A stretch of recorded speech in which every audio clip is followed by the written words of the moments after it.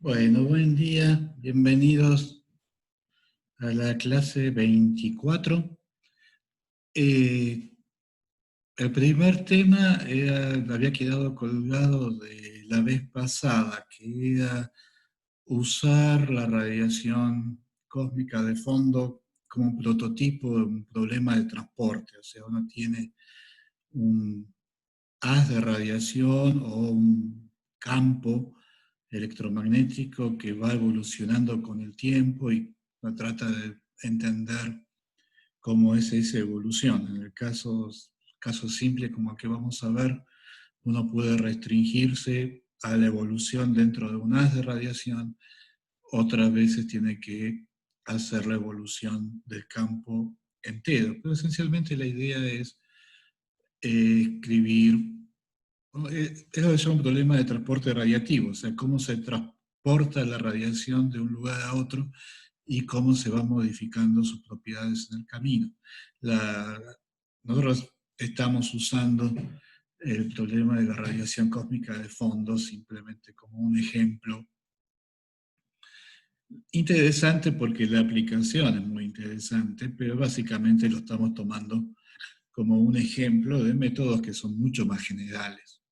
Entonces, bueno, lo que habíamos visto la vez pasada, la radiación cósmica de fondo, radiación de origen primordial, que en este momento eh, tiene un espectro de cuerpo negro a una temperatura de 3 grados Kelvin, y la propiedad de la radiación que queremos estudiar haciendo un modelo de transporte radiativo es precisamente esa. ¿Por qué la radiación cósmica de fondo tiene un espectro de cuerpo negro? O sea, claramente no está en equilibrio, el universo se está expandiendo, la radiación se está enfriando. ¿Por qué tiene una radiación, un espectro que corresponde con muchísima precisión a un espectro de radiación en equilibrio? O sea, estos son datos experimentales. Esto es el satélite COBE en la última década del siglo pasado, que fue el primero que midió con precisión el espectro de la radiación cósmica de fondo. Y es un cuerpo negro perfecto. En muchos lugares está dicho que es el mejor cuerpo negro que conocemos, porque en realidad en Tierra uno puede aproximar el concepto de cuerpo negro, ¿no? El cuerpo negro es un cuerpo que absorbe toda la radiación que incide sobre él. Bueno, en la Tierra uno puede aproximar un cuerpo negro, en general es una cavidad, un agujero en la pared de una cavidad que a su vez tiene las paredes interiores están ennegrecidas y entonces funciona como una trampa cazamoscas. Una vez que un rayo de luz cae en este agujero en la pared, entra a la cavidad, empieza a reflejarse adentro de las paredes, la absorción de las paredes es muy grande, entonces eventualmente se absorbe completamente. Pero bueno, uno se aproxima al concepto de cuerpo negro. Nunca es un cuerpo negro perfecto. Este sí, como lo demuestran los datos de COBE, es un cuerpo negro prácticamente perfecto. Eh, Acá hay algunas distorsiones que son debidas a efectos astrofísicos. Hay un fenómeno de interacción con la materia ionizada en la galaxia que lo que hace es sacar fotones de alta energía y los vuelve a inyectar como fotones de baja energía. Eso produce una pequeña desviación respecto del espectro de cuerpo negro, pero eso está perfectamente entendido, es el efecto de Zunayev-Seldovich, y se puede corregir.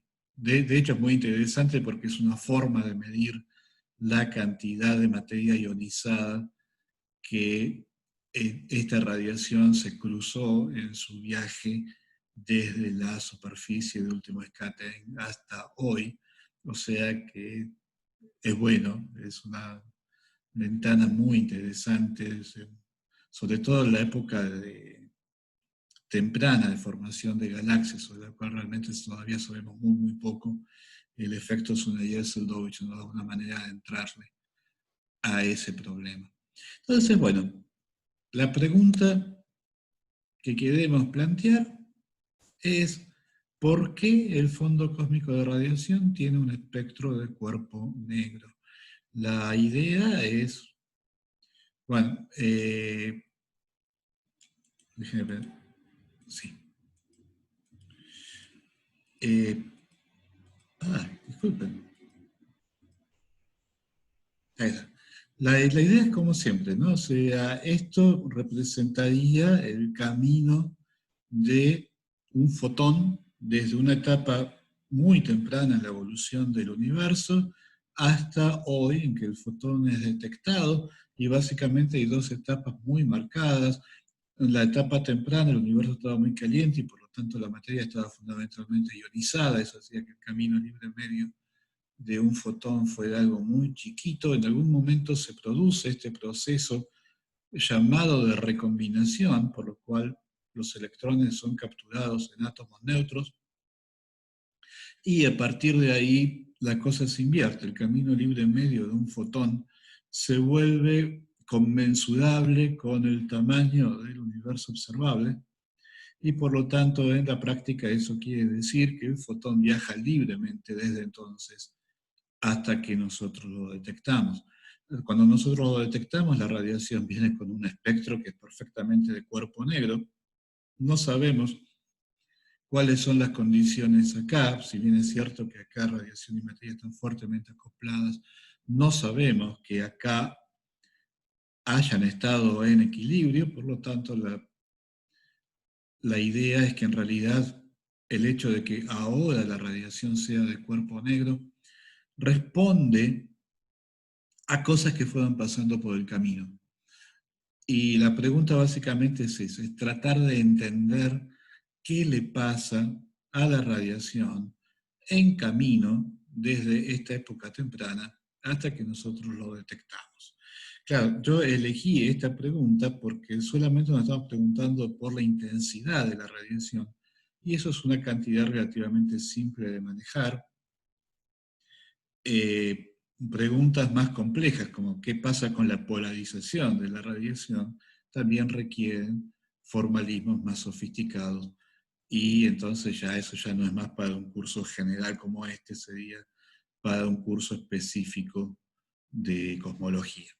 Así que bueno, esa es la pregunta. Ahora, para preguntarnos ¿por qué la radiación cósmica de fondo tiene un espectro de cuerpo negro? Tenemos que empezar por preguntarnos qué es un espectro de cuerpo negro.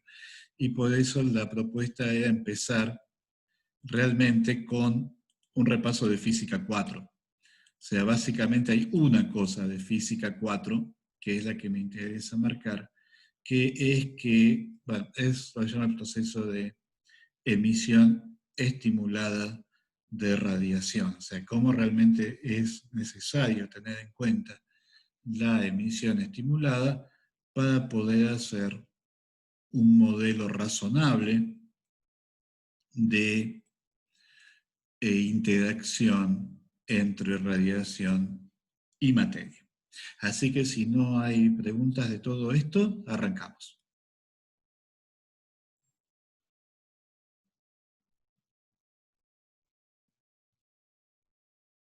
Bueno, entonces vamos arrancando. Bueno,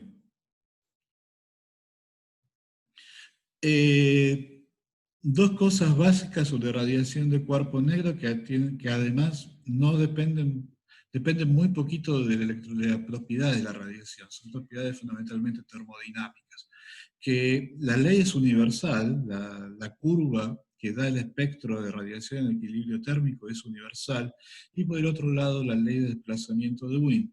Esa curva se puede escribir como el cubo de la frecuencia por una función que es función solamente de la frecuencia y de la temperatura. O sea, la gracia de la ley de desplazamiento de Wien es que ρ omega en principio era una función de dos variables, frecuencia y temperatura. Lo que demuestra Wien es que a menos de este factor, omega al cubo, es una función de una única variable, frecuencia sobre temperatura. y eso restringe enormemente la cantidad de posibilidades. Por eso realmente la ley de desplazamiento de Wien no es para nada trivial, por más que por la forma en que ahora normalmente enseñamos este tema, lo padece porque enseñamos el tema al revés, empezamos por la solución y después planteamos las preguntas, pero en realidad cuando uno mira cómo se fue desarrollando el tema, la, solo la ley de desplazamiento de Wien fue un avance muy grande, porque estaba esta función que se sabía que era una función universal, pero una función de dos variables. La ley Wien demuestra que es una función de una única variable, eso restringe mucho cuáles son las posibilidades. Y después Wien siguió y trató de deducir quién es esta función f, siguiendo un modelo muy inspirado en la teoría cinética. No la acababa de inventar él, pero que había perfeccionado mucho Boltzmann.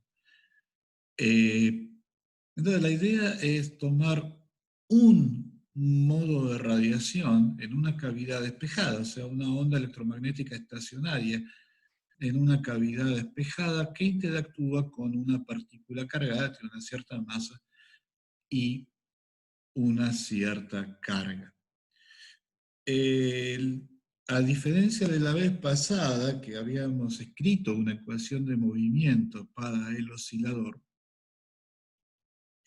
Wien simplemente va a tomar al oscilador como un sistema que puede estar en distintos estados de energía.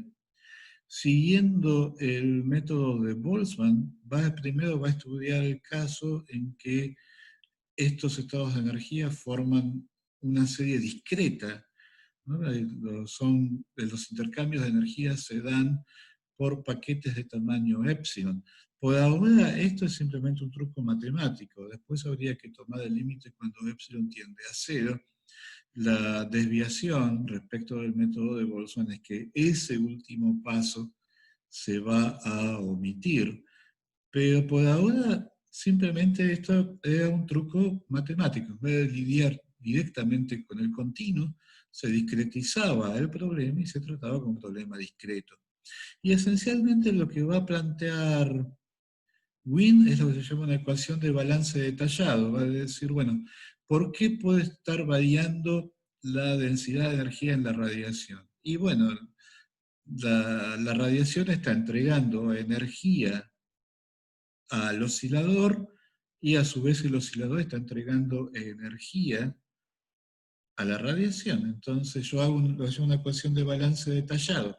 En un intervalo de tiempo, el balance de la energía es lo que entregó el oscilador menos lo que entregó la radiación. Y si estoy en equilibrio, los dos procesos se compensan y la energía de la radiación permanece estable. Entonces simplemente lo que tengo que tratar de estimar es, en un intervalo de tiempo, cuánta energía el oscilador absorbe de la radiación, cuánta energía entrega a la radiación. O sea, eso es la pregunta básica, una ecuación de balance detallado. ¿Cuánta energía absorbe? Bueno, ¿qué tiene que pasar para que el oscilador o átomo, o como queramos llamarlo, absorba un paquete de energía por parte a partir de la radiación? Bueno, lo primero que tiene que pasar es que tengo que tener energía de la radiación disponible, o sea que la probabilidad de que se absorba un paquete o la cantidad de paquetes que se van a absorber por unidad de tiempo va a depender de la cantidad de paquetes de energía que tengo disponibles en el campo de la radiación. Después, para absorber un paquete, tengo que tener al oscilador, o sea que va a depender de la cantidad de osciladores o de la probabilidad. Si estoy diciendo, bueno, ¿cuál es la probabilidad de que el oscilador pase de tener una energía E sub 0 a tener una energía E sub 0 más epsilon a través de la absorción de un paquete de energía? Bueno, eso va a depender de la probabilidad de tener al oscilador en la energía E sub 0. Y si tengo un par paquete, paquete oscilador en condiciones de que el oscilador absorba al paquete, además habrá alguna cierta probabilidad de que efectivamente la transición se consuma. O sea, así como hay una sección eficaz de absorción, ¿no? O sea, uno ilumina a un átomo, a un oscilador, no necesariamente todos los fotones que están lloviendo sobre el átomo van a ser absorbidos. En realidad la inmensa mayoría simplemente van a seguir de largo. Hay una cierta probabilidad de que un fotón dado sea absorbido. O sea que va a aparecer la probabilidad de absorción, la cantidad de energía que se absorbe por unidad de tiempo, esencialmente va a depender de estos tres factores. ¿Cuánta energía tengo? ¿Cuántos osciladores tengo en capacidad de absorber energía? ¿Cuál es la probabilidad de que si tengo un paquete de energía y un oscilador, efectivamente la absorción se produzca? ¿Está bien? ¿Esto se acuerdan de física 4? ¿Estamos bien?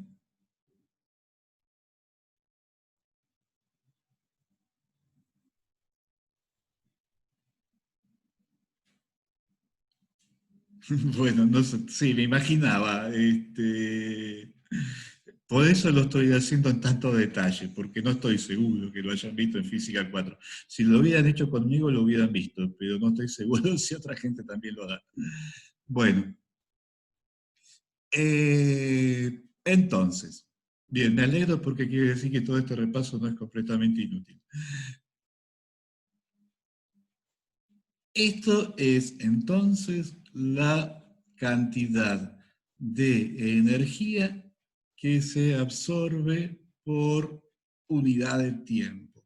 Y la condición que queremos plantear es que en equilibrio esto tiene que ser igual a la cantidad de energía que se emite por unidad de tiempo. Y eso, bueno, si yo ahora es más fácil, porque ahora simplemente lo único que necesito es un átomo. O sea, si tengo el átomo en el estado de energía más alta, bueno, lo único que tiene que pasar es que ese átomo tiene que relajar. Acá no interviene la radiación, es solamente el átomo el que decide relajar y volver al estado de energía más bajo. O sea que acá simplemente es más fácil. Depende de la fracción de átomos que están en el estado de energía superior y de vuelta una probabilidad de que un átomo excitado relaje por unidad de tiempo.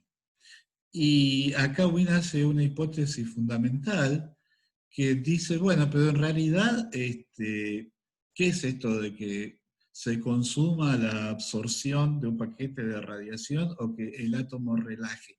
Eso sí es un proceso puramente electromagnético en lo que es un problema de condiciones iniciales en las ecuaciones de Maxwell. Yo empiezo con un átomo y una cierta intensidad en el campo de radiación, resuelvo las ecuaciones de Maxwell y me fijo cuál es la probabilidad de terminar sin radiación y con un átomo excitado. Y este proceso, la relajación del átomo, es simplemente la inversa temporal del otro. Pero las ecuaciones de Maxwell son invertibles son simétricas frente a la inversión de la flecha del tiempo.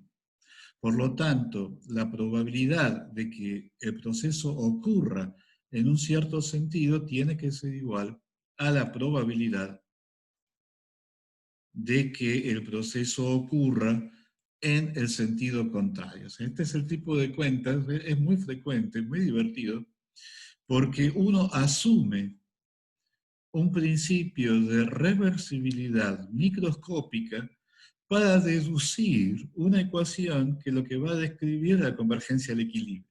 O sea, uno está fundamentando la irreversibilidad macroscópica en una reversibilidad microscópica. Es muy común y es perfectamente razonable. Simplemente está diciendo, bueno, el proceso de relajación es la inversa temporal del proceso de excitación y por lo tanto la probabilidad de que el proceso ocurra en un cierto sentido es igual a la probabilidad de que el proceso ocurra en el sentido opuesto.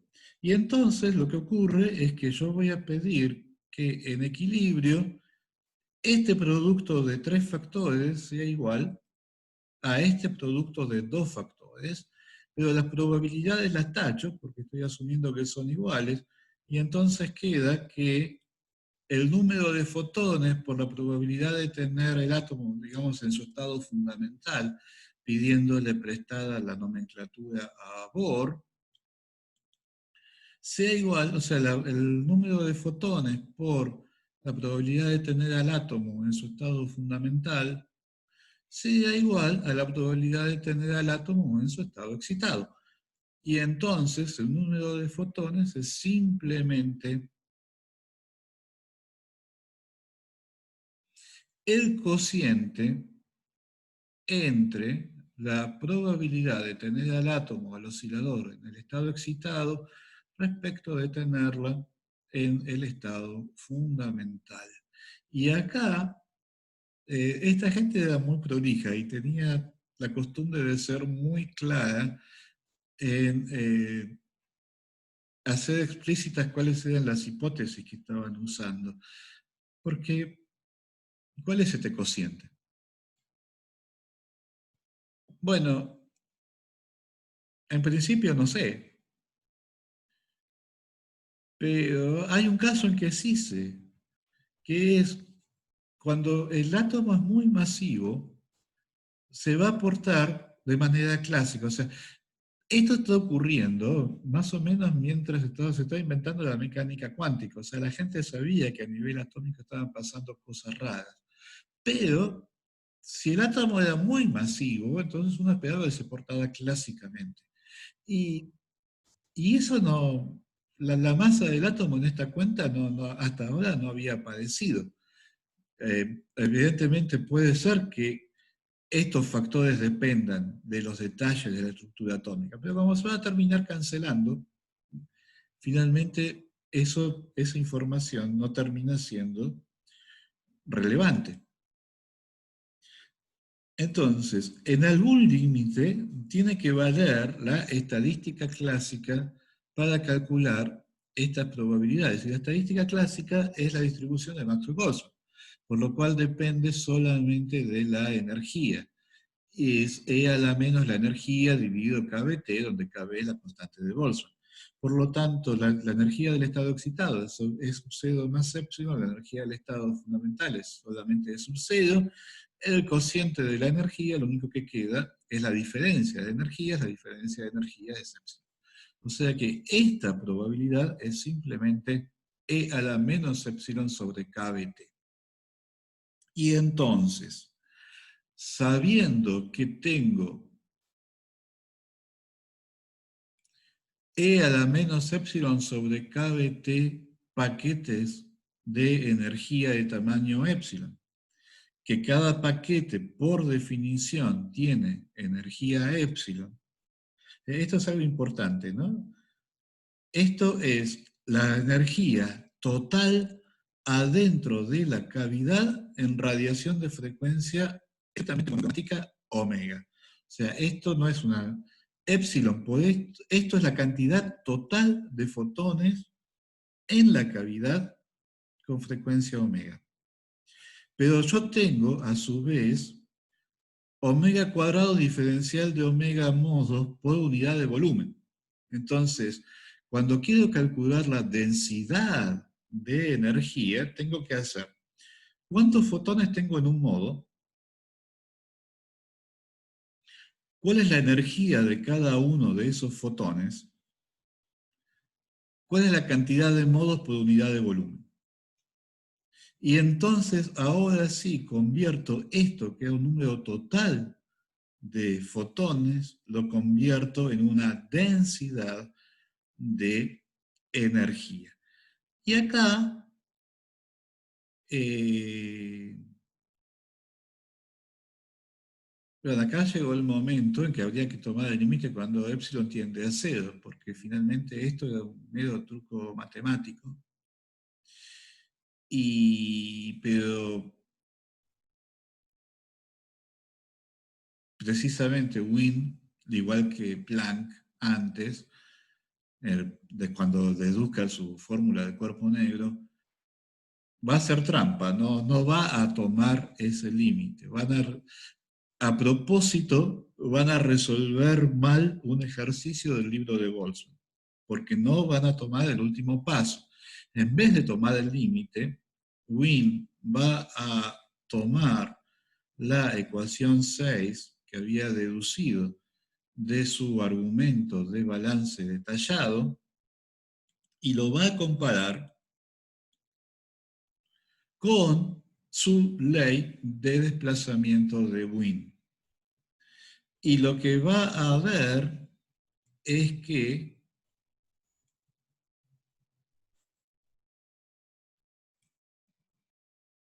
acá donde hay un omega cuadrado debería haber un omega al cubo, epsilon sobra, y la exponencial no debería ser epsilon sobre kbt, debería ser omega sobre kbt.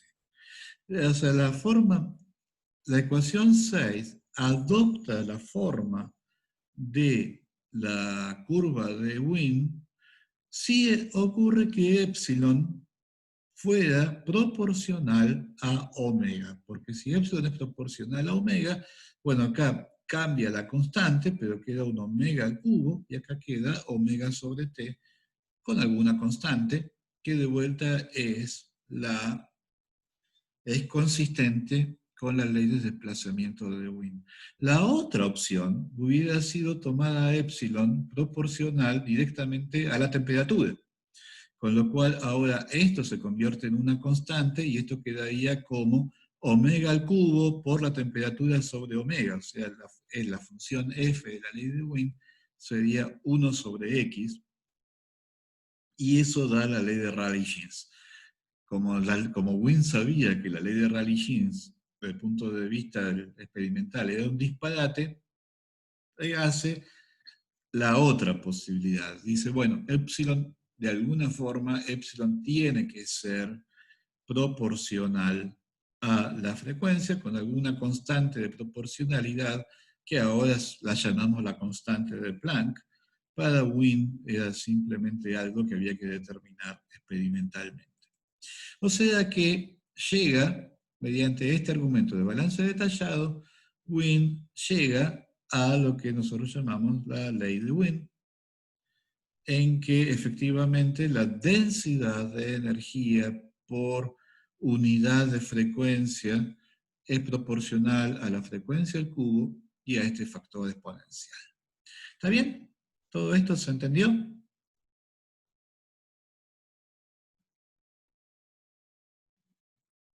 ¿Alguna pregunta de esta parte? Bien. ¿Por qué? ¿Cuál es el problema? O sea, ¿por qué Windows responde está mal? Es así de fácil. Esa no es la ley. La ley es la ley de Planck, es esta. La ley de Wien, que es la verde, la ley de Planck es la roja, la ley de Wien es la verde, se ve que efectivamente ajusta muy bien. Pero es eso, ajusta muy bien. Y esta diferencia, ya en esta época, 1900, esta diferencia se podía medir. La ley de Rayleigh-Jeans hubiera empezado pegadita a la roja, pero después hubiera ido para arriba y claramente no tenía ningún sentido. O sea que, como dijo alguien acá en el chat, el argumento de Wien tiene sentido, pero está mal. Y la pregunta es, bueno, ¿por qué está mal? Si es que parecía altamente razonable. Y acá es donde entra a jugar Einstein.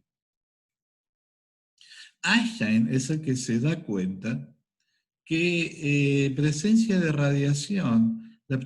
radiación estimula la emisión de más radiación. O sea, yo dije con mucha mala intención que el problema de relajación era un problema que solamente involucraba al átomo y que por lo tanto lo único que tenía que saber era cuántos átomos tenía en el estado excitado y cuál era la probabilidad de que un átomo en el estado excitado relaje en la unidad de tiempo. Lo que Einstein se da cuenta es que eso no es así, que tenía que haber un factor que depende además de la cantidad de fotones que yo ya tengo en el ambiente. O sea que esta probabilidad de excitación, además de la cantidad de átomos en el estado excitado y la probabilidad de que un átomo relaje por unidad de tiempo, incluye este factor que es 1 más la cantidad de fotones que yo ya tengo en la radiación. Y cuando incluyo este factor en la ecuación de balance, la solución para n omega ya no es más E a la menos epsilon sobre kBt, sino que es algo que es mucho más parecido a la ley de Planck.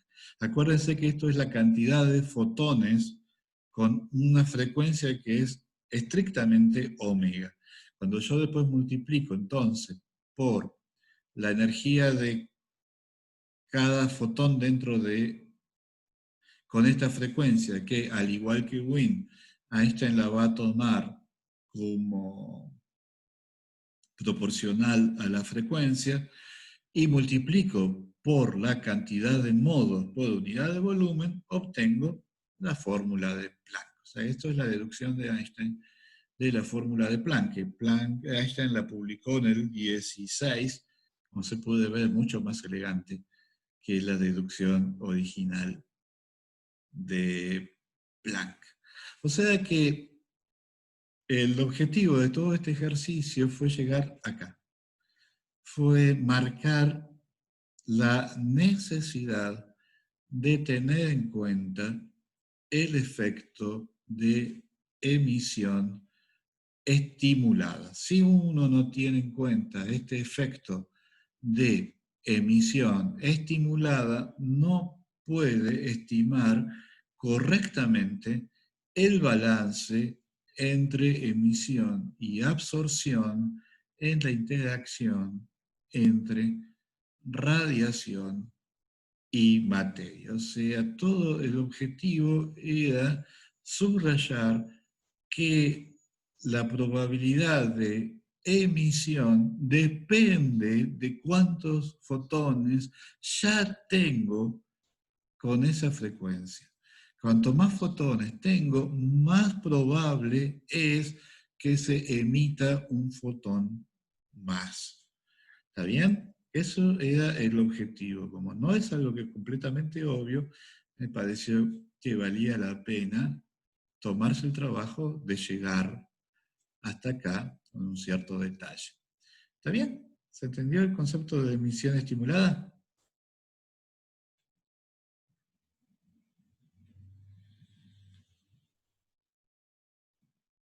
Bien. Bueno, uno se puede preguntar, ¿y esto por qué? O sea, hay que tener en cuenta que Einstein está haciendo esto 10 años antes de la mecánica cuántica y 14 años antes de que él descubriera la estadística cuántica. Entonces, para Einstein esto tenía que ver, esencialmente tenía que ver con la dualidad onda-partícula, y estamos hablando de 10 años antes de la mecánica cuántica. Decía, bueno, de todo este argumento estamos tratando de la radiación como partículas, son paquetes que se absorben o se emiten, pero también hay un elemento ondulatorio, y es una especie de resonancia entre la radiación que yo ya tengo y el átomo, lo que hace que el átomo tienda a emitir más en esta frecuencia. Lo que nosotros sabemos ahora, gracias al propio trabajo de Einstein, es que en realidad lo que está en juego es que los fotones son indistinguibles.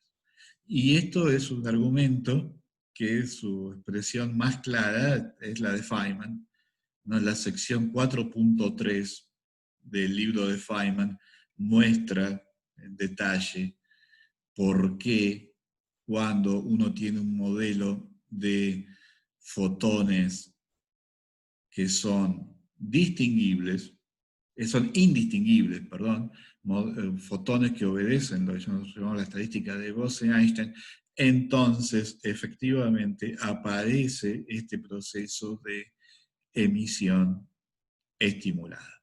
Así que yo lo tienen escrito acá, pero en realidad la recomendación es que lo lean directamente en el libro de Feynman, de por qué cuando uno empieza haciendo un modelo en que de alguna forma los fotones son distinguibles y después toma el límite en que los hace indistinguibles y ve que en ese límite efectivamente la probabilidad de emisión aparece multiplicada por este factor de n más 1, el 1 de Wien, pero hay un n más multiplicando.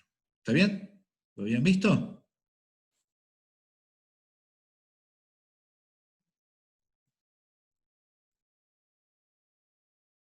Bueno,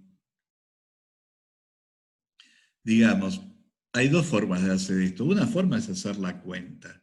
Uno dice, bueno, para pasar, uno cuantifica el oscilador armónico como en cuántica, con operador de creación y destrucción, y demuestra que la daga, el operador de creación, actuando sobre el estado n, es la raíz de n más 1 por el estado n más 1. Todo eso es una cuenta.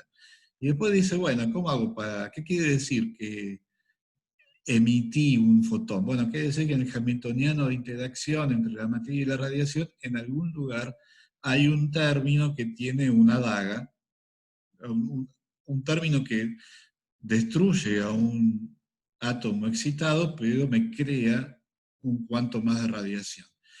Y entonces, cuando resuelvo la ecuación de Schrödinger, esa daga me va a convertir un estado de n fotones en la raíz de n más 1 por el estado de n más 1 fotones. Pero eso es la amplitud. Y entonces, cuando voy a calcular la probabilidad, tengo que elevar la amplitud al cuadrado y mi raíz de n más 1 se convierte en un n más 1. Eso es hacer la cuenta y, como suele pasar, es la manera más inambigua de llegar al resultado. Si uno quiere entender qué es lo que está pasando, entonces necesita un argumento como el argumento de Feynman. Dice, bueno, un estado de n partículas indistinguibles puede provenir de n factorial estados distintos de partículas distinguibles. Y por lo tanto, la probabilidad cuántica es n factorial por la probabilidad clásica. Claro. Pero yo acá no me estoy preguntando por la probabilidad de encontrar n más 1 fotones. Me estoy preguntando por lo que sería la probabilidad condicional. O sea, si yo ya tengo n, ¿cuál es la probabilidad de pasar a tener n más 1?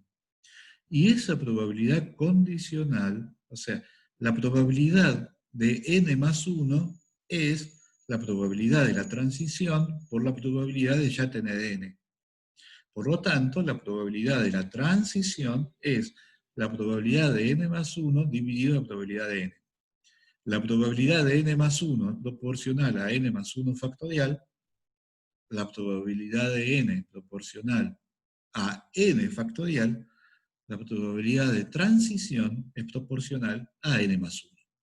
Y eso es básicamente el argumento de Feynman. La probabilidad cuántica es n factorial por la probabilidad clásica.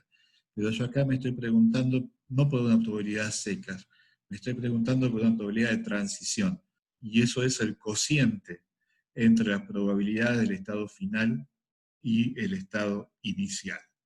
¿Cuál es la fracción de estados de n fotones que van a convertirse, que van a devenir estados de n más 1 fotones? Como estoy preguntando por la fracción de los estados de n fotones que efectivamente se convierten en n más 1, esa fracción es el cociente de las dos probabilidades. La de arriba es proporcional a n más 1 factorial, la de abajo es proporcional a n factorial, el cociente es proporcional a n más 1. Y ese es el argumento que desarrolla Feynman. Acá tienen la sección 4.3 y además ahora ni siquiera necesitan el libro porque el libro está completamente online y es de acceso gratuito. ¿Está bien? Somos maestros de aplicar el principio de balance detallado en la interacción entre materia y radiación. ¿Está bien? ¿Todo bien? Bueno, entonces seguimos.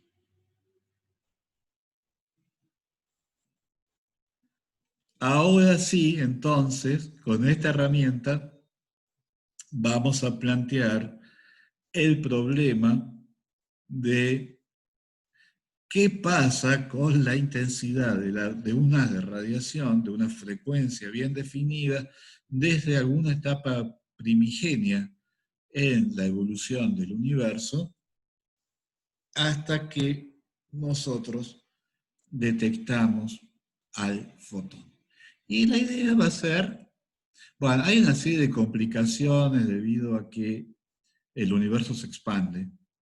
Y entonces, a medida que va evolucionando, la radiación se va corriendo al rojo. O sea, la, esta frecuencia de este haz de radiación depende del tiempo, de una manera que está determinada por la expansión del universo. Bueno, eso es una serie de complicaciones, pero es simplemente eso, es un efecto que es puramente cinemático, y por lo tanto yo simplemente en esta cuenta sencilla no voy a tener en cuenta cuáles son las complicaciones que están asociadas puramente con la expansión del universo. O sea, básicamente la densidad de fotones se diluye por un factor que es el tamaño del universo al cubo. Y la frecuencia se corre al rojo por un factor que es proporcional a 1 sobre el tamaño del universo. Ambos efectos hay que tenerlos en cuenta para hacer el balance correctamente, pero yo simplemente voy a obviar esa parte del problema y me voy a concentrar en la interacción entre radiación y electrones libres, que son, en realidad, son los que llevan la parte del león de la interacción. O sea que la idea es simplemente plantear una ecuación de balance detallado. A medida que estos fotones van viajando por el universo, se van encontrando con electrones libres, algunos fotones van a ser absorbidos y entonces la cantidad de fotones en el haz se va a reducir por una cantidad que va a ser proporcional a la cantidad de fotones que yo tenía en el haz, a la cantidad de electrones libres que se están encontrando en ese momento. Esto depende de la densidad de electrones libres, y algún factor que básicamente me va a dar una probabilidad de absorción. O sea que esto va a hacer que disminuya la cantidad de fotones que yo tengo en el haz. Pero por otro lado, también estos electrones libres también van a emitir fotones. Y entonces voy a tener de vuelta un término que va a depender de la densidad de electrones libres, de la probabilidad de que un electrón libre emita un fotón y del factor de estimulación. O sea, para poder meter este término en la ecuación 11 es que hice toda la introducción desde que empezamos con la clase. O sea, que está este factor, que es puramente el factor de emisión estimulada, que simplemente responde al hecho de que los fotones obedecen la estadística de Bose-Einstein. Ahora, ¿qué puedo decir acerca de la probabilidad de absorción y la probabilidad de emisión? Bueno, una cosa básica que puedo decir es que si la radiación estuviera en equilibrio con los electrones en ese momento, estos dos factores se terminarían compensando entre sí. Y entonces, yo tengo que tener una relación de este tipo, donde simplemente reemplazo las n's por las distribuciones de equilibrio a la temperatura que en ese momento hubieran tenido los electrones. Y me queda esta relación. O sea, lo importante de la ecuación 12 Es que esta es la frecuencia de los fotones, pero esta es la temperatura de los electrones, no de los fotones. Esto es lo que pasa cuando los fotones están en equilibrio con los electrones. Y me da entonces una relación en que lambda es simplemente proporcional a omega con este factor que depende de la temperatura instantánea del baño del gas de electrones libres. O sea, toda la clave de esta cuenta es que lo que está jugando es la densidad de electrones libres. Y esta densidad va a caer, va a ser muy alta en el universo temprano, donde todos los electrones están libres, y de repente va a caer abruptamente en la época de recombinación, cuando la temperatura de los electrones está en el orden de los 3000 Kelvin, que es mucho más bajo que la temperatura de ionización del hidrógeno, que es el orden de los 10.000, 13.000 Kelvin, pero precisamente yo necesito enfriar a los átomos hasta esta temperatura de 3000 Kelvin para que sean estables, porque por cada átomo tengo una gran cantidad de radiación. Y entonces tengo que enfriar a la materia hasta que la probabilidad de encontrarse con algún fotón de la cola de la distribución de Planck y ser de todas maneras ionizado, hasta que esa probabilidad se haga realmente muy chica. Por eso el proceso no ocurre a 10.000 Kelvin, sino que ocurre a una temperatura bastante más fría, del orden de los 3.000 Kelvin. Entonces, la gracia de todo el ejercicio es que esta densidad de fotones, de electrones, es muy grande antes de recombinación y cae prácticamente a cero después de recombinación. Hasta acá lo que teníamos era simplemente que habíamos encontrado esta relación entre la probabilidad de emisión y la probabilidad de absorción. Reemplazo en la ecuación de transporte que había escrito y básicamente veo, en la ecuación de transporte tengo dos tipos de términos. Tengo términos que son proporcionales a la cantidad de fotones y tengo términos que no contienen a la cantidad de fotones. Básicamente tengo eso. Entonces lo que voy a hacer es agrupar. Por un lado agrupo todos los términos que son proporcionales a la cantidad de fotones. Y voy a dejar acá a los términos que no contienen a la cantidad de fotones. Esos términos terminan siendo, elimino lambda usando la ecuación 13, y entonces me queda que esto que llamé 1 sobre tau, fundamentalmente por razones dimensionales, porque se ven que este factor tiene que tener unidades de tiempo, es básicamente el tiempo característico en el que cambia la densidad de fotones. Todo esto depende de la densidad de electrones, depende de la probabilidad de absorción y depende de este factor, donde esto viene de haber reemplazado acá a lambda. No hay nada misterioso, simplemente de haber escrito lambda como todo este factor por omega, y los signos vienen por haberlo pasado al otro miembro. Y de este lado me quedó esencialmente nada más que el 1, o sea, me quedó la densidad de electrones por lambda, y nuevamente escribo a lambda como el producto de omega por este factor. O sea que simplemente me queda una ecuación de primer orden para la cantidad de fotones en el haz, y la solución general de una ecuación de este tipo, lo puedo hacer por variación de constantes, o como quiera. La ecuación general tiene la pinta de la ecuación 17, o sea, me parece, puse el límite hoy, esto es algún tiempo, es el tiempo en el que estoy calculando n de omega. ¿Cuál es la gracia de esta ecuación? La gracia de esta ecuación es lo que le decía antes. Este factor 1 sobre tau contiene a la densidad de electrones. Lo que voy a decir ahora es lo único que importa. Entonces, cuando en tiempos muy tempranos, 1 sobre tau es muy grande. Y por lo tanto, la integral es grande, E la menos integral es muy chica. Todo este factor se vuelve completamente despreciable cuando el límite inferior es un tiempo muy chiquito. Por lo cual, la integral, o sea, acá yo tendría que haber puesto algún tiempo más o menos después del Big Bang en que voy a tomar una condición inicial.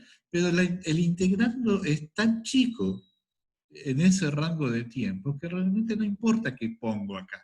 Y puedo poner menos infinito alegremente. Esto es simplemente una forma de decir, no importa cuál es el límite inferior, porque la contribución, el integrando para T' mucho antes de recombinación, el integrando es absolutamente despreciable. O sea, eso es lo que pasa con este factor. Viceversa, cuando T' es posterior a recombinación, solamente estoy viendo la densidad de electrones libres de recombinación para acá. Y la densidad de electrones libres de recombinación hasta acá, hasta hoy, es despreciable, porque casi todos los electrones están capturados en átomos de hidrógeno. Por lo cual, al revés, esta integral, cuando T' es más grande que el tiempo de recombinación, estoy básicamente haciendo la integral de 0. La integral de 0 vale 0 y L a menos 0 vale 1. O sea que todo este factor, es la línea azul en el gráfico, es completamente despreciable antes de recombinación y es casi exactamente igual a 1 después de recombinación. Se porta como un escalón que se enciende más o menos alrededor de la época de recombinación. P tiene comportamiento inverso. P incluye este factor de 1 sobre tau. Eso es algo que simplemente se ve de la fórmula.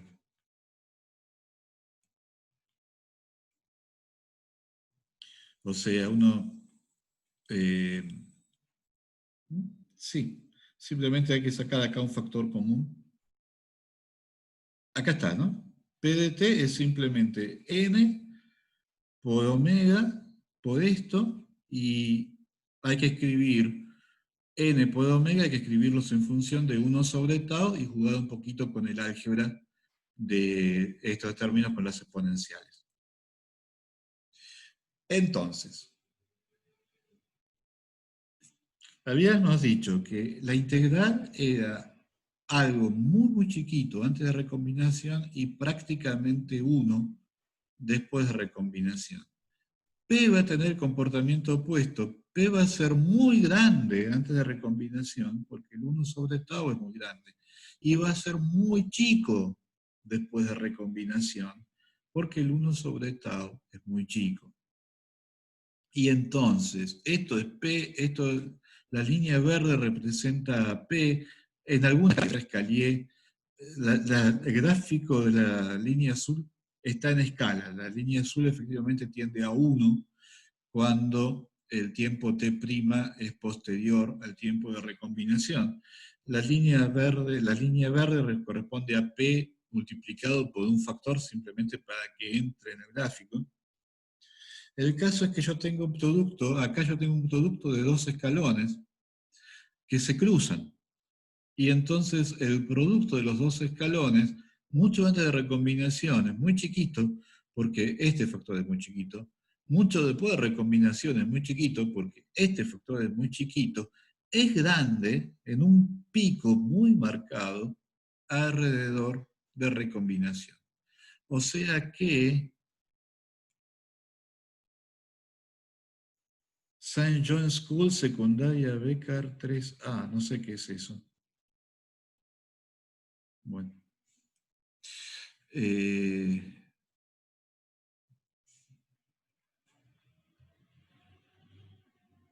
Básicamente, entonces, el producto de la exponencial con el 1 sobre tau está funcionando en la práctica como una delta que se enciende en el tiempo de recombinación. Porque en cualquier otro momento el producto es muy chiquito y es grande justo alrededor del tiempo de recombinación. Por lo cual, esta integral que me da n omega hoy, básicamente es este factor por esto, que es la derivada de un escalón, o sea, es una delta, selecciona el valor de este factor en un valor dado de T'. Acá esto tendría que haber sido h barra omega de T' y T de T', disculpen. Pero se selecciona este prefactor en el momento en que se enciende la delta, o sea, en el punto en que, en el escalón de esta función. Y por eso, toda esta integral, independientemente de qué es lo que hubiera pasado antes de recombinación, me da una fórmula de Planck para la cantidad de fotones hoy, me da una fórmula de Planck a la temperatura que tenían los electrones libres en recombinación, o sea, a 3000 grados Kelvin. Traduzco esa temperatura teniendo en cuenta el corrimiento rojo de la radiación después de que el universo se expande por un factor de 1100, me da los 3 grados Kelvin que tengo ahora. La sorpresa de la cuenta, el motivo por el cual la cuenta vale la pena hacerla, es que lo que uno lee normalmente, y no es completamente absurdo, es que en esta época temprana, radiación y materia estaban fuertemente acopladas, que por lo tanto en esta época sí estaban en equilibrio, que acá se establece una distribución de cuerpo negro y que después esa distribución de cuerpo negro simplemente se corre al rojo. Lo interesante de hacer la cuenta es que no es así, es que en realidad no importa cuál era la distribución de la radiación mucho antes de recombinación. Lo que nosotros estamos viendo son los fotones que se emitieron más o menos por esta zona. Todos los demás se absorbieron, por lo cual no importa qué distribución tenían, se van a absorber. Los que se pudieron escapar fueron los que habían sido emitidos muy poquito antes de recombinación. Y por eso estamos viendo un baño de fotones a la temperatura que tenían los electrones justo antes de recombinación. Por eso fueron los únicos que se escaparon. Los que ya estaban de antes, a eso los absorbieron. Los que estamos viendo fueron los que se emitieron ahí. Esta cuenta, yo tenía la referencia, si la quieren ver en más detalle. Ay, disculpen.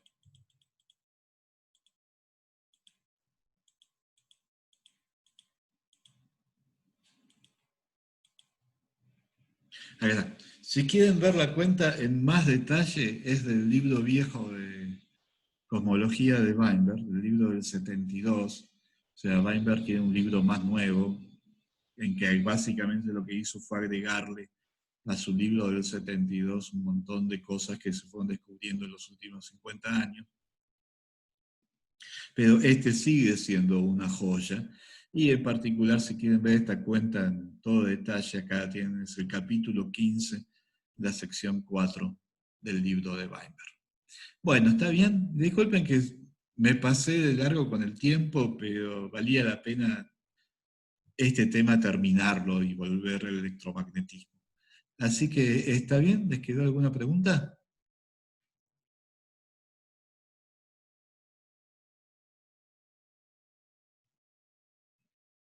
Bueno. Bueno, entonces vamos a volver a Física Teórica 1. Hacemos el recreo y cuando volvemos Vamos a realmente hablar del tema que era el tema de la clase de hoy, que es el efecto Cherenkov. Así que ya son un poquito más de 10, podemos seguir 25, ¿está bien? Y cuando volvemos vamos a ver el efecto Cherenkov.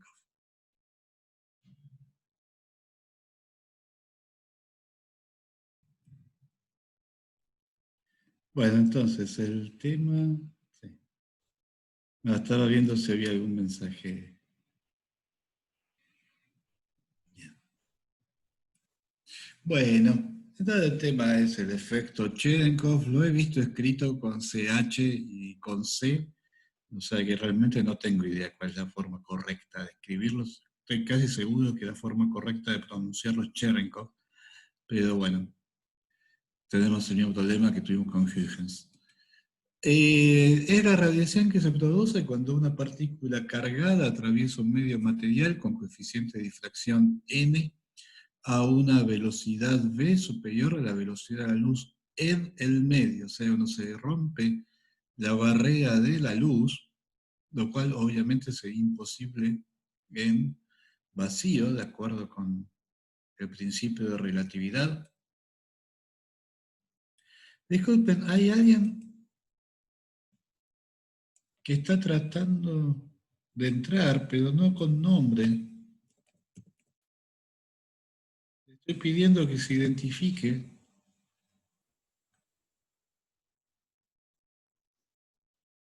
Bueno, a ver si me contesta. Decía, rompe la barrera de la luz, lo cual sería imposible en vacío, de acuerdo con el principio de relatividad, pero sí es posible en un medio material debido a que la velocidad de la luz en el medio es más chica que la velocidad, que no, 1000 kilómetros por segundo. Eh, lo cual desde el punto de vista de cómo venimos es raro, como diría la Morsa, porque no es una partícula cargada, o sea, nosotros siempre estamos asociando la radiación, la estamos asociando con la aceleración, y esta no es una partícula acelerada, perdón, no es una partícula cargada, no es una partícula acelerada, por eso se está moviendo con velocidad uniforme, sin embargo radia, y uno de los objetivos de la cuenta que vamos a hacer es convencernos de que no es simplemente un campo coulombiano que está arrastrando, está siendo arrastrado por la partícula, sino que realmente es un campo de radiación con todas las propiedades de un campo de radiación.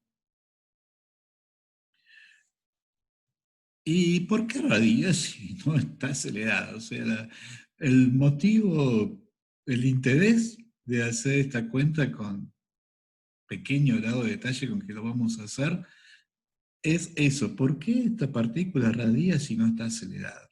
¿Qué es lo que está pasando? ¿Qué es distinto acá respecto del caso normal? Lo que uno puede decir fenomenológicamente es que la radiación queda encerrada en un cono, con vértice en la partícula que se está moviendo.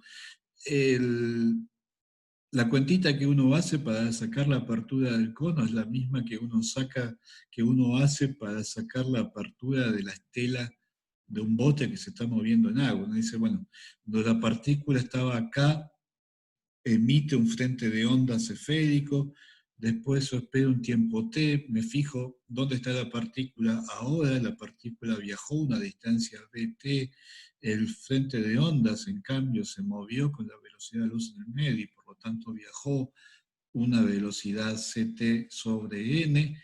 Bueno, este ángulo acá es un ángulo recto porque esto es la envolvente de todas las ondas esféricas que la partícula fue emitiendo a lo largo del tiempo, y por lo tanto el seno de tita es cateto opuesto sobre hipotenusa, y eso me queda C sobre n por b, que precisamente en el caso en que B es más grande que 6 sobre n, es menor que 1.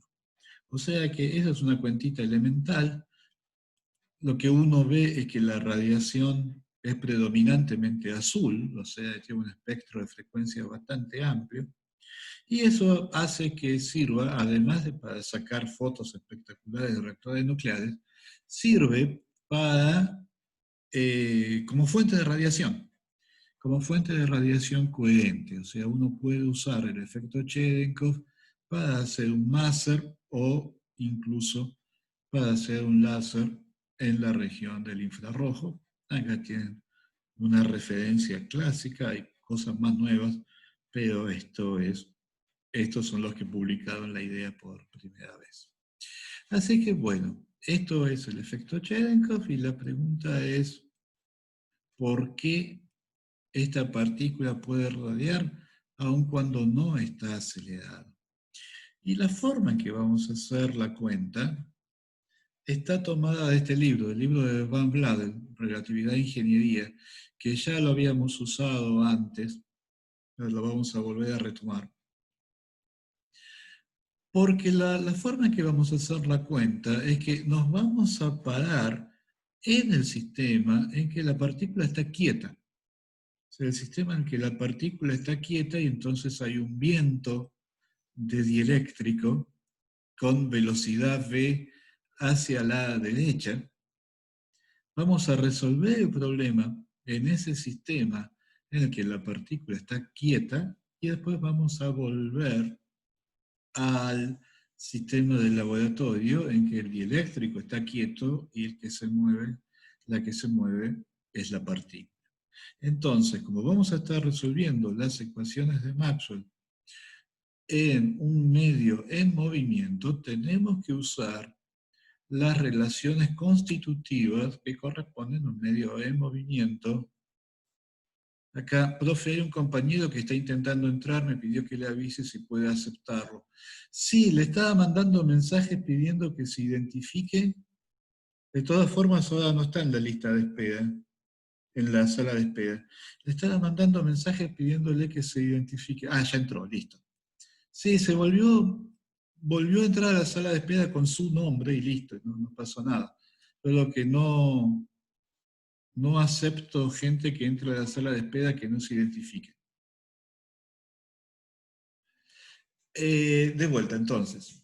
Vamos a resolver las ecuaciones de Maxwell en un medio en movimiento y por lo tanto tenemos que usar las relaciones constitutivas para un medio en movimiento. Nosotros las vimos en el libro en la clase 18, que también está en el libro de Van Bladel, y que, como se ve, son un poquito más complicadas que las relaciones constitutivas habituales para un medio en reposo. En particular, E estrella y H estrella son estos campos. Estrella claramente representa la fuerza sobre una partícula cargada en movimiento, y H estrella tiene alguna interpretación similar. Entonces, cuando queremos resolver las ecuaciones de Maxwell, lo que vemos es que en el referencial en el que la partícula está quieta, los campos son estacionarios, o sea, todas las derivadas parciales respecto al tiempo son cero. Y entonces, si escribimos las ecuaciones de Maxwell originales, el campo eléctrico y el campo H, no del E estrella y el H estrella, sino del E y del H, bueno, no hay corriente, hay densidad de carga, bueno, una partícula quieta en algún lugar, pero no hay densidad de corriente, por lo cual en la ecuación de Ampère-Maxwell queda que el rotor de H vale 0, y la ecuación de Faraday da que el rotor de E vale 0, por lo cual podemos introducir un potencial escalar. Y en cuanto a H, resulta que en el problema que estamos tratando de resolver, H es efectivamente igual a 0. O sea, no solo el rotor de H es 0, sino que H es 0. Y yo les decía antes, subí, además del archivo PDF de la clase, subí otro archivo al Classroom, que son las cuentas de este tema. Y una de las cuentas es precisamente mostrar que H es 0. O sea que yo puedo ahora simplemente lo voy a asumir. La solución de las ecuaciones de Maxwell es única, o sea, si finalmente encuentro una solución, está todo bien, eso es la solución. Pero uno puede arrancar el problema de una forma más general. El rotor de H es 0, o sea que H también se podría derivar de un potencial. No tendría dos potenciales, un potencial para E y un potencial para H. A empezar la cuenta de esa manera y en algún momento llega a la conclusión de que el potencial de H efectivamente es 0. O sea que, para simplificar un poco la vida, yo voy a asumir de entrada que H vale 0. Bueno, entonces, en la ecuación 22 tenemos quiénes son E y H. E es menos el gradiente del potencial, H es 0.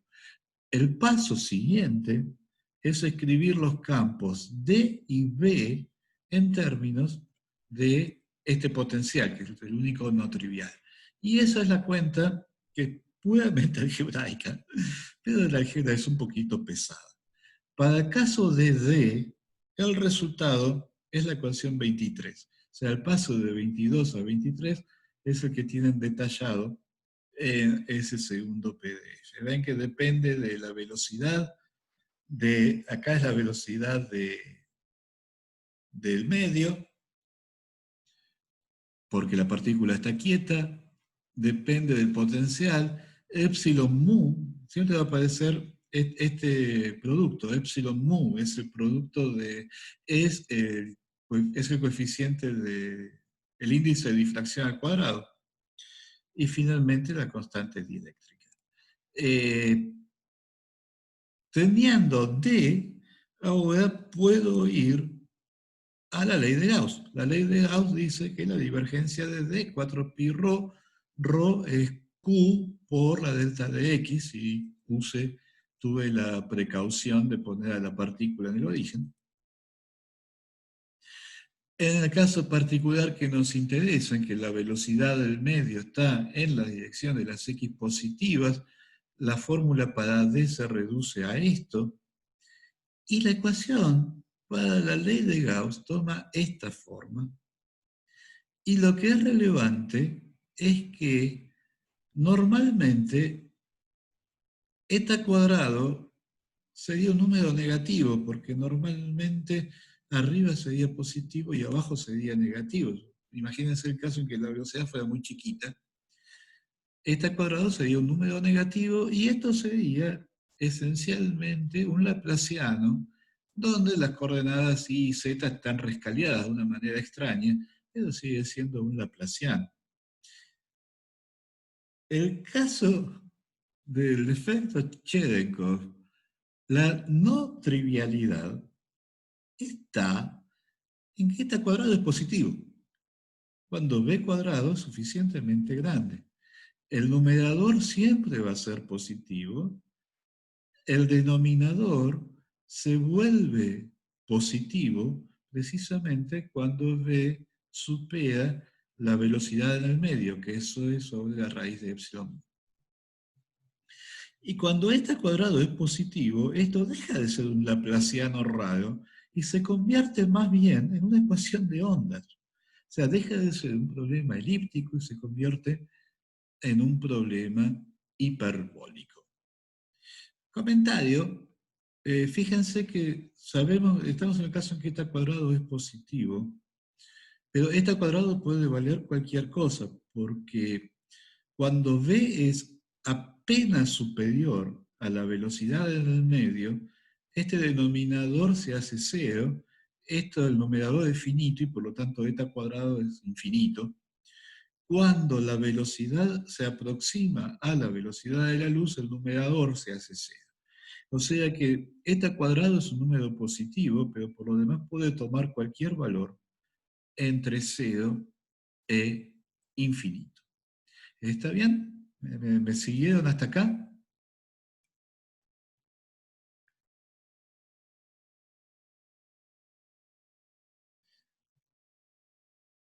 Lo que va a venir ahora es explotar el hecho de que esta ecuación, la ley de Gauss se convirtió en una ecuación de ondas en un espacio que tiene dos dimensiones espaciales y un tiempo. ¿Está bien? Bueno, entonces seguimos.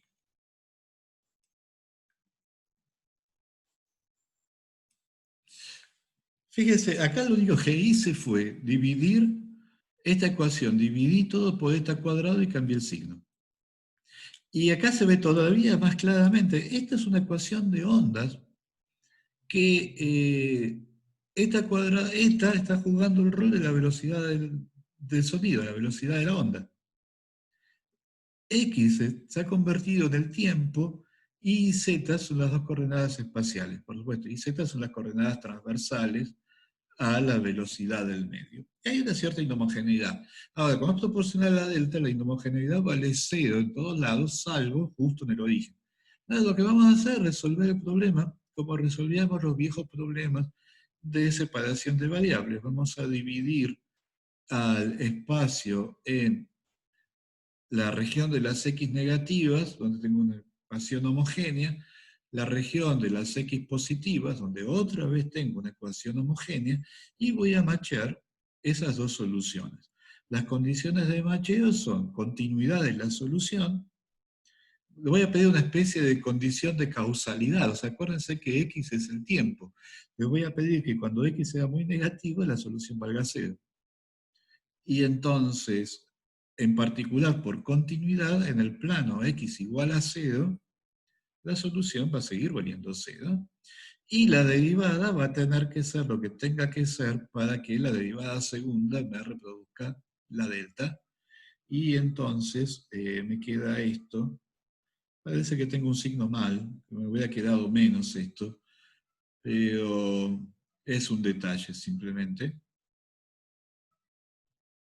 Sí, me parece que acá me falta un signo, pero bueno. De todas formas, hay una discontinuidad en la derivada que es necesaria para que me dé la inhomogeneidad en la ecuación 27. Así que sabemos esto y además porque sabemos un montón de relatividad, nos damos cuenta que la solución va a ser invariante frente a una especie de transformación de Lorentz en la que de vuelta X está jugando el rol de tiempo y eta está jugando el rol de la velocidad de la luz. Entonces, así como en el espacio de Minkowski yo tengo el cono de la luz futuro y las señales solamente se pueden propagar dentro del cono de la luz futuro, acá también tengo un cono con vértice en el origen, que es la región en que la distancia espacial, o sea, el radio R en coordenadas cilíndricas, es menor que eta por X, esa es la única región en la que puedo tener propagación de señal. Por lo tanto, yo sé que en realidad la solución no solo va a ser cero en X igual a 0, sino que va a ser 0 en todo el exterior del cono de la luz futuro de este punto, donde ahora el cono de la luz definido respecto de la velocidad eta. Así que lo divertido que tiene esta cuenta es eso, que aparezca este cono raro que se propaga con velocidad eta, y acuérdense que eta puede ser muy chiquito. Pero bueno, para este problema lo que está jugando el rol de velocidad de la luz. De manera que voy a tener en el sistema en el que la partícula está en reposo, los campos van a estar confinados a este cono, cuya apertura, bueno, el cono está definido por la relación de que sobre el borde del cono RCT, pero acá C es eta. O sea que en el borde del cono R es eta por X. Hago la cuenta, me queda que el seno es esto. Fíjense que este cono no es el mismo cono que yo tenía en el sistema del laboratorio. En el sistema del laboratorio, el seno de teta era C sobre NB.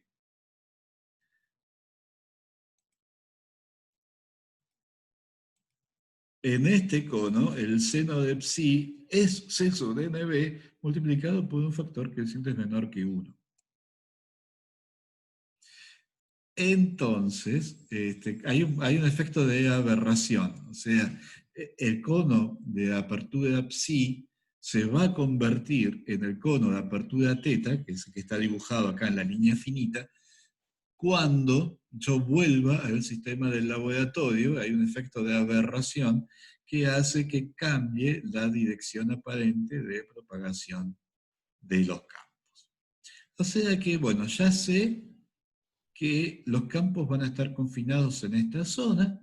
Tengo la ecuación de ondas, tengo la condición de contorno, la condición de macheo de la solución en esta región, en la que ya sé que la solución es trivial, todo afuera del cono sombreado, la solución es trivial, sé cómo machearla, puedo calcular cuál es la solución adentro. Y la solución adentro, la manera más fácil es precisamente hacer separación de variables. Yo propongo una solución que es E a la IK por el X ortogonal. El X ortogonal son las dos coordenadas Y, Z. Cuando hago separación de variables, acá me va a quedar esencialmente un K cuadrado por phi, o sea, me queda la ecuación de un oscilador armónico en X para la amplitud, con las condiciones de contorno que tengo. La solución es la función de Green del oscilador armónico en una dimensión, y eso me queda entonces la ecuación 31. ¿Está bien? ¿Esto se entendió? Porque la ecuación 31 va a ser muy importante en lo que viene. ¿Están convencidos que la ecuación 31 es la solución de nuestro problema?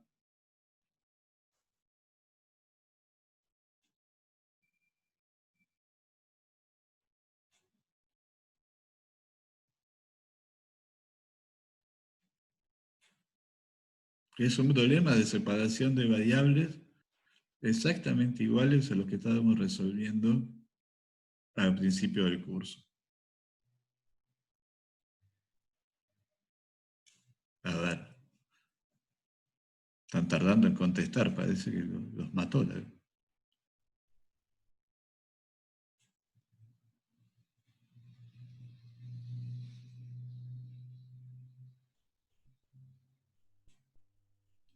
¿Seguimos?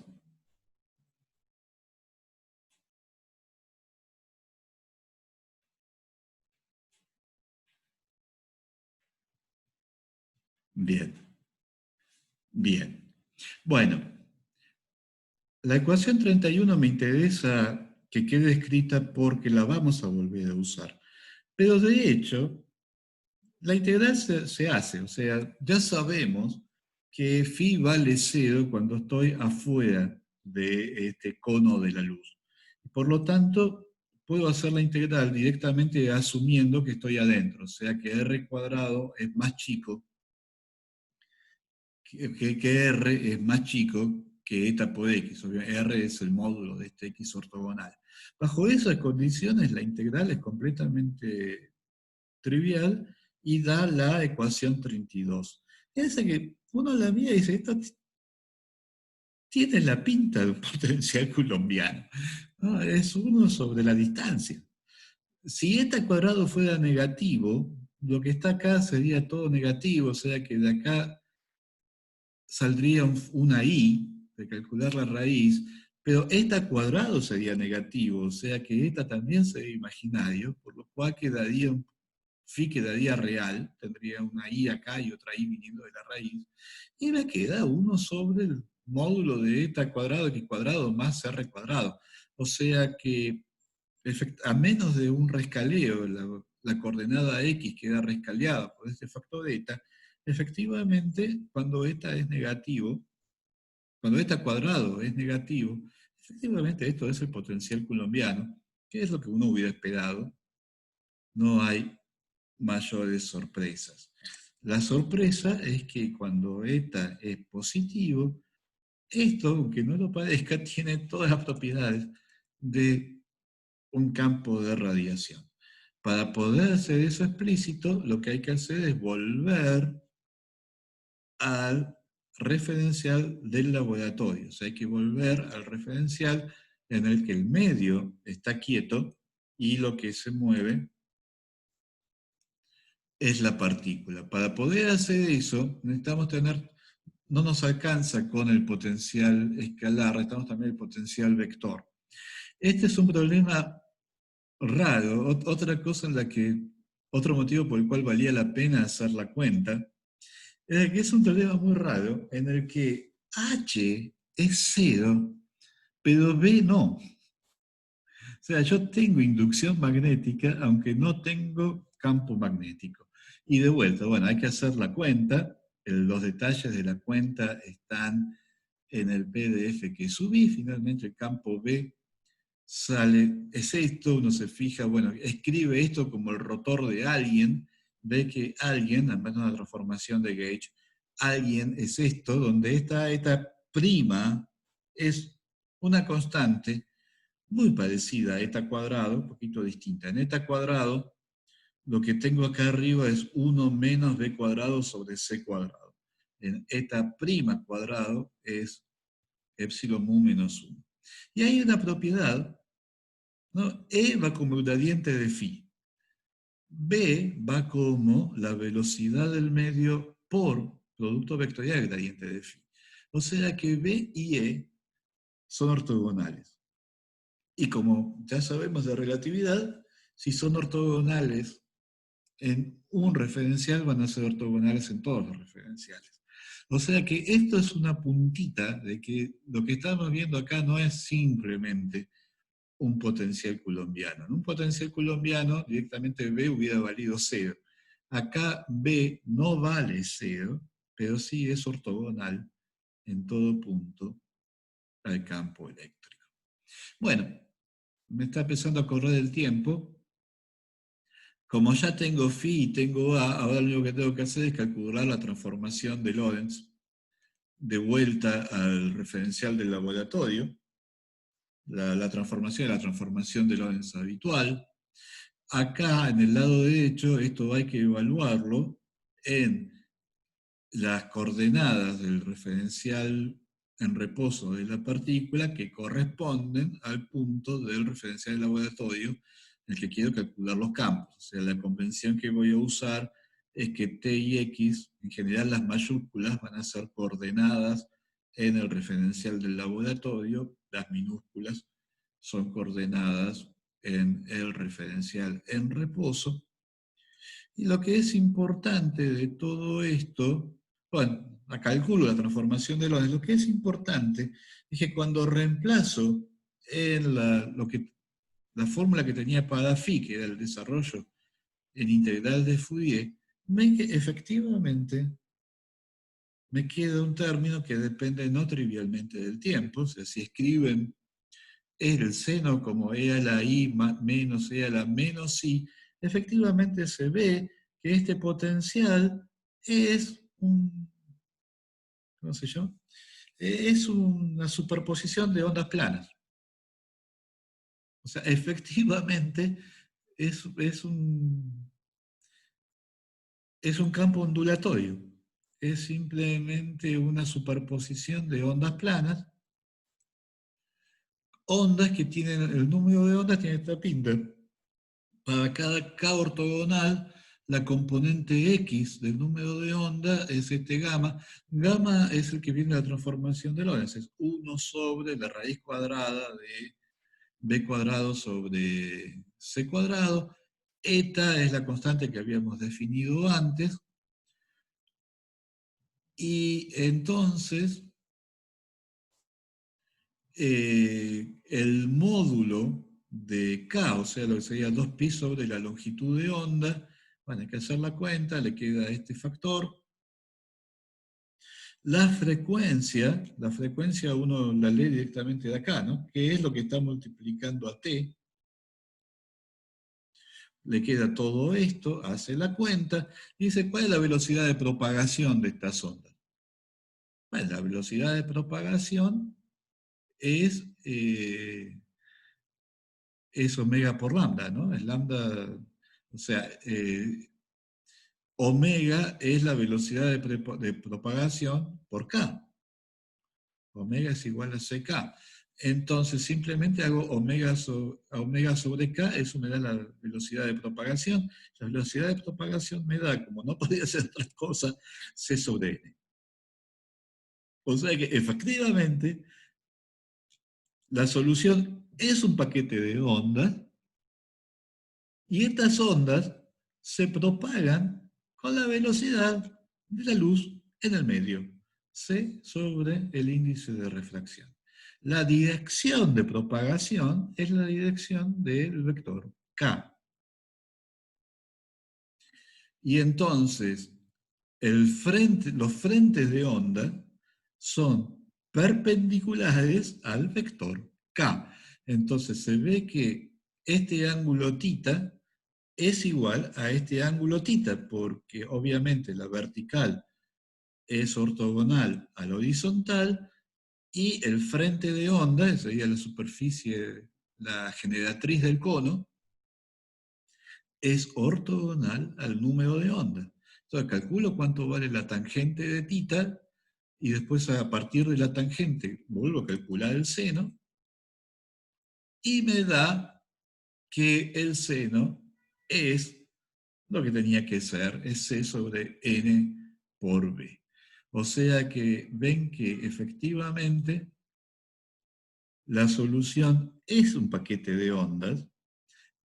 El paquete de ondas tiene todas las propiedades que uno espera de un paquete de ondas. Se propaga con la velocidad de la luz en el medio y los frentes de onda tienen una inclinación respecto del eje X que está dado, coincide con la cuenta ingenua, perdón, la cuenta ingenua que habíamos hecho al principio, simplemente diciendo, bueno, la onda acá se propaga con la velocidad de la luz en el medio, la partícula acá se propaga con velocidad v, me queda que el seno de θ es sobre nb. O sea que efectivamente ven que como resultado de que aun cuando la solución es estacionaria, pero que en el referencial en reposo de la partícula, la ley de Gauss, en realidad es una ecuación de ondas, vemos que efectivamente la radiación Cherenkov no es simplemente una partícula que arrastra consigo un campo coulombiano, sino que realmente, legítimamente, puedo hablar de radiación electromagnética, aun cuando la partícula en cuestión no está acelerada. Hay un par de cuentas que obviamente yo les tuve que pedir que me crean, por ejemplo esta, básicamente esto, la expresión de los campos en función del potencial. Los detalles de estas cuentas están en el PDF que les digo que subí junto con el PDF de la clase. En el mismo PDF hay otra cuentita, hay una historia. ¿Por qué la velocidad? A ver, vamos a decirlo. ¿Con qué velocidad se propaga entonces una onda en un medio en movimiento? Nosotros en relatividad simplemente lo que hacemos es la composición de velocidades, o sea, decimos la velocidad de la onda respecto del medio es c sobre n, el medio se mueve con velocidad v, simplemente componemos las dos velocidades con la fórmula relativista y da eso, da lo que tiene que dar. Una anécdota curiosa es que en 1818, Fresnel, el de los coeficientes de Fresnel la transmisión y reflexión de una onda en una interfase, había deducido correctamente la primer corrección en potencias de V. O sea, cuando el medio está quieto, la velocidad de la onda es C sobre N. Cuando el medio está en movimiento, es C sobre N más algo. Ese algo tiene todo ese algo me lo da la ley de composición de velocidades relativistas. Pero también es un desarrollo en potencias de V. Fresnel había calculado correctamente el primer término de ese desarrollo, sobre la hipótesis de que cuando el medio se movía no arrastraba el éter, pero no arrastraba todo el éter, arrastraba solamente a una fracción que dependía del índice. Bueno, le dio. El primer término le dio. Y eso fue lo que midió Fizeau en su famosa experiencia del arrastre del éter. Y por eso todo el mundo estaba feliz. En 1860, todo el mundo estaba convencido que habían entendido el problema, porque Fresnel había predicho correctamente las cosas que midió Fizeau 40 años después. Así que todo fenómeno.